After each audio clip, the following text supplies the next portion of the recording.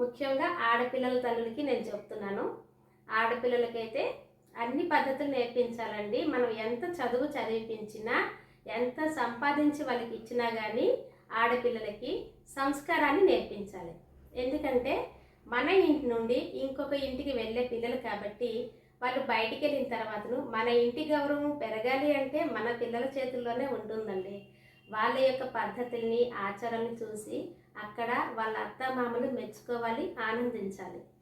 అలాంటి ఆనందం వాళ్ళలో కలగాలి అంటే మనం మన మన పెంపకంలో జాగ్రత్తగా తీసుకోవాలి. మన పెంపకం బాగుండాలి. నేను ఎందుకు ఇలా చెప్తున్నానంటే ఎవరు తప్పుగా అనుకోవద్దు. అమ్మాయిలు ఈ మధ్యకాలంలో ఫ్రీడమ్ ఎక్కువగా కోరుకుంటున్నారండి. మేము చదువుకుంటున్నాం కదా, మేము జాబ్ చేస్తున్నాము, మేము సంపాదిస్తున్నాము. ఇంకా ఈ మధ్యకాలంలో ప్రతి పేరెంట్స్ కూడా పిల్లల గురించి వాళ్ళకు కలిగినంతలో ఎంతో కొంత వాళ్ళకు కూడా ఇస్తున్నారండి ఆడపిల్లలకి. అయితే ఇదంతా ధైర్యము అనుకోవాలా లేకపోతే అహంకారం అనుకోవాలా ఏమని చెప్పాలో నాకు తెలియడం లేదు. కానీ ఈ మధ్య కాలంలో అమ్మాయిలు అయితే అంత అనుకువగా ఉండడానికి ఇష్టపడట్లేదండి. ఇలా అనుకువగా ఉండకపోవడం వలన లైఫ్లో చాలా ప్రాబ్లమ్స్ ఎదుర్కోవాల్సి వస్తుంది. పిల్లలు ఏంటంటే అడ్జస్ట్ అవ్వలేక అత్తవారింట్లో ఉండడానికి ఇష్టపడడం లేదండి. ఈ మధ్యకాలంలో చూడండి, ఏ పిల్లలైనా సరే అత్త మామలతో కలిసి ఉండాలంటే అస్సలు నచ్చట్లేదు.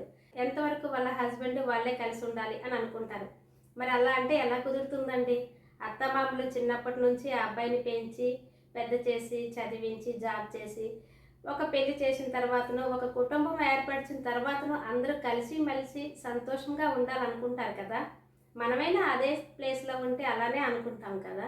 మరి మన పిల్లలు అక్కడికి వెళ్ళి ఒంటరిగా ఉండాలంటే మరి ఇక్కడ అత్తమామ పరిస్థితి ఏంటండి?